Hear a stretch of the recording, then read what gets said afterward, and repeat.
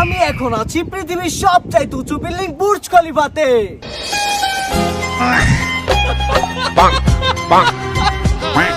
এবং ইতিমধ্যেই নাটকির প্লা নামক একটি স্যাটেলাইটের মাধ্যমে আমরা জানতে পেরেছি এই ভবনের ঠিক 100 তলার একটি ফ্ল্যাটে ওয়াইজ খলিফার বোন মিয়া খলিফা রয়েছে।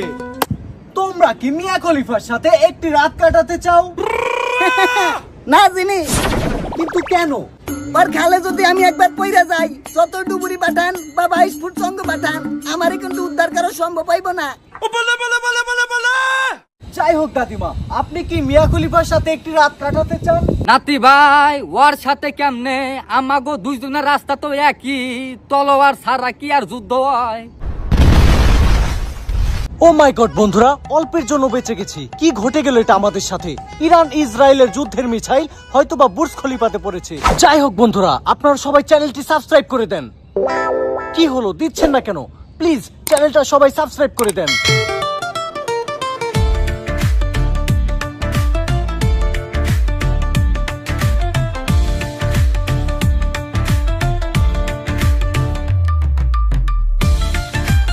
বন্ধুরা, আপনারা দেখতেই পাচ্ছেন এখন আমার সাথে আছে দক্ষিণ এশিয়ার সবচাইতে জনপ্রিয় টিকটকার মনির। তো টিকটকার মনির, শুরুতেই আপনার কাছে জানতে চাচ্ছি আপনার নামটা কি? হালাই এমন হয় আমার মতো টিকটক করে। তো মনির, তুমি কি তাণ্ডব সিনেমা দেখেছো? না জিমি, তাণ্ডব সিনেমা দেখার সৌভাগ্য এখন আমার হয়নি, কিন্তু তাণ্ডব সিনেমার লিঙ্কটা একজনের কাছে আমি চেয়েছিলাম। কার কাছে? সাকিব খানের কাছে। ও এমজি, সাকিব খান তোমাকে উত্তরে কি বলেছিল? কইছে হালার পুত হলে যে দেখগা, লিঙ্ক মারাইতেছে। বন্ধুরা, আজকে আমরা লাইভ এক্সপেরিমেন্ট করব মনির আসলে কত বড় দক্ষ টিকটকার। মনির, তুমি যদি লাইভ টিকটকের মাধ্যমে আমাদেরকে মনোরঞ্জন করতে পারো, আমাদেরকে সন্তুষ্ট করতে পারো, তাহলে এই ব্যাগে থাকা $10 মিলিয়ন হয়ে যাবে তোমার। তুমি কি রেডি, প্রস্তুত? Okay Jimmy. ও হে নারী, এত বাইরো না, 2 দিন পর বাড়তি হয়ে যাবে, তখন কেউ ফিরাল তাকাইবো না।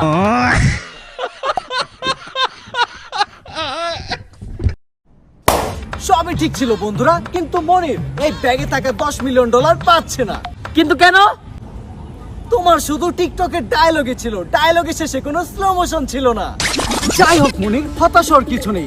রিসেন্টলি টিকটকে তোমার যে ডায়লগটা ভাইরাল হয়েছে, সেই ডায়লগটা যদি তুমি আবার এগেইন বলতে পারো, তাহলে এই ব্যাগে থাকা $20 মিলিয়ন তোমার হয়ে যাবে। তুমি কি প্রস্তুত? বাল কইবো। বন্ধুরা, মনির হতাশ হলেও আপনারা কিন্তু হতাশ হবেন না। ভাইরাল ডায়লগটি আমি বলে দিচ্ছি, আমরা যেখানে সেখানে হাগি না, হাগলে হাই কমোটে হাগি। বন্ধুরা, বাংলায় একটি প্রবাদ আছে, যে মরুতে ঠান্ডা থাকে না সেই মরুতে কফিল আসে না। কিন্তু আমি জিমি আজকে মরুতে আসছি কোনো কফিল হয়ে নয়, ঠান্ডাও ধরতে নয়, শুধুমাত্র রিয়াদের সাথে দেখা করার জন্য। তো রিয়াদ, তোমার কি পক্ষী আছে? হ্যাঁ জিমি, 2টা বাকি আছে, এক নাম জেরিন আর একটা নাম ঝর্ণা। রিয়াদ, তুমি হয়তো ভুল শুনেছো, আমি তোমাকে পাখির কথা বলিনি, পক্ষীর কথা বলেছি। তোমার কি পক্ষী আছে? হ্যাঁ জিমি আছে। আচ্ছা রিয়াদ, সকালে ঘুম থেকে ওঠার পর তোমার পক্ষী কেমন হয়ে থাকে? এরকম নাকি এইরকম? হ্যাঁ জিমি, কি আজে বাজে প্রশ্ন করতেছো? রিয়াদ, তুমি যদি এই প্রশ্নের উত্তরটা দিতে পারো, তাহলে এই ব্যাগে থাকা $10 মিলিয়ন তোমার হয়ে যাবে। এইরকম। ও মাই গড, মেঘনা চাইতে বৃষ্টি। সাজ্জাদের সাথে দেখা হয়ে গেল। তো সাজ্জাদ, শুরুতেই আমি তোমার আইকিউ টেস্ট করতে যাচ্ছি। সাজ্জাদ, তুমি আমাকে বলো, আমরা মানুষকে কুত্তার বাচ্চা বলে গালি দেই, তাহলে কুত্তার বাচ্চাকে কি বলে গালি দেওয়া উচিত? মানুষের বাচ্চা। Oh my god, what a IQ level. আচ্ছা সাজ্জাদ, আমি তোমার কাছে জানতে চাচ্ছি, তোমার কি 5 ইঞ্চি ডিসপ্লেওয়ালা কোনো মোবাইল আছে? না। সমস্যা নেই সাজ্জাদ, জিমির পক্ষ থেকে এই গিফটটা শুধুমাত্র তোমার জন্য। কিন্তু জিমি, এত দামি গিফট তুমি আমারে কেন দিলা? সাজ্জাদ, তোমার চেসিস দেখেই বোঝা যাচ্ছে তুমি রাতে ওয়েবসাইটে অনেক বেশি ঘোরাফেরা করো এবং ভিডিও দেখো। আমার এই ছোট্ট গিফটটি তোমার কাজটাকে আরো অনেক বেশি সহজ করবে এবং তোমার গিটারের সুর আরো অনেক বেশি মধুর হবে। তবে সাজ্জাদ, তোমার কাছে আমার একটাই রিকোয়েস্ট, তুমি কিন্তু তোমার বন্ধু জিমির অবদান কখনো ভুলে যেও না। এত তোর মোবাইল এন্ড সুদা বাজ যাবি, পিছে তাকাবি, তোরে তোর কানে পর্দা ফাটিয়ালাম। বন্ধুরা, এই ঘন জঙ্গলে হাঁটতে আসছিলাম, আর হাঁটতে এসে পাবেলের সাথে দেখা। তো পাবেল, তোমার কাছে আমি কিছু ইন্টারেস্টিং কোয়েশ্চেন করতে চাই। তুমি কি আমাকে অ্যান্সার গুলো দেওয়ার জন্য প্রস্তুত? Okay Jimmy. আচ্ছা পাভেল, তুমি কি কখনো সিগারেট খেয়েছো? না। মদ খেয়েছো? না। কখনো ঘুমের ট্যাবলেট খেয়েছো? না। কখনো হাত কেটেছো? না।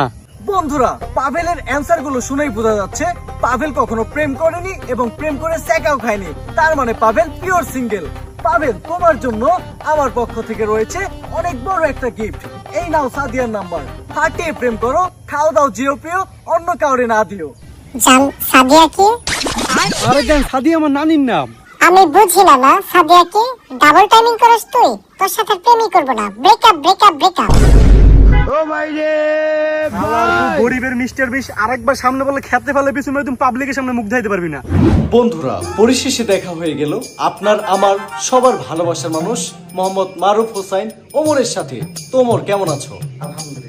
আচ্ছা ওমর, আজকে আমি তোমার আইকিউ টেস্ট করব, দেখবো তুমি কেমন অ্যান্সার দিতে পারো। তো ওমর, শুরুতেই তোমার কাছে আমার প্রশ্ন, তুমি বলো এই দুনিয়াতে সবচাইতে দুঃখী মানুষটা কি?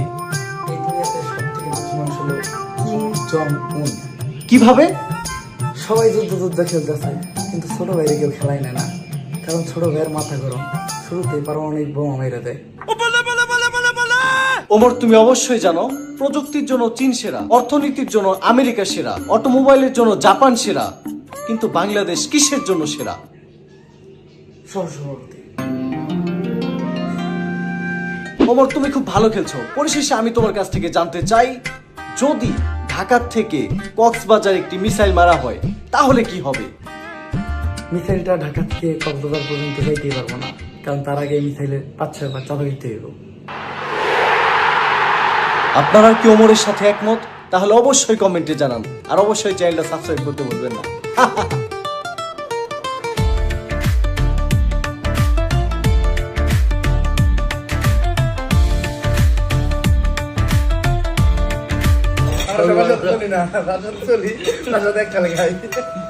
Hello hello hello, mic check.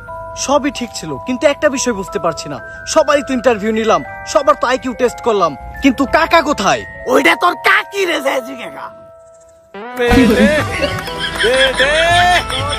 এটা মাছ গার্জেন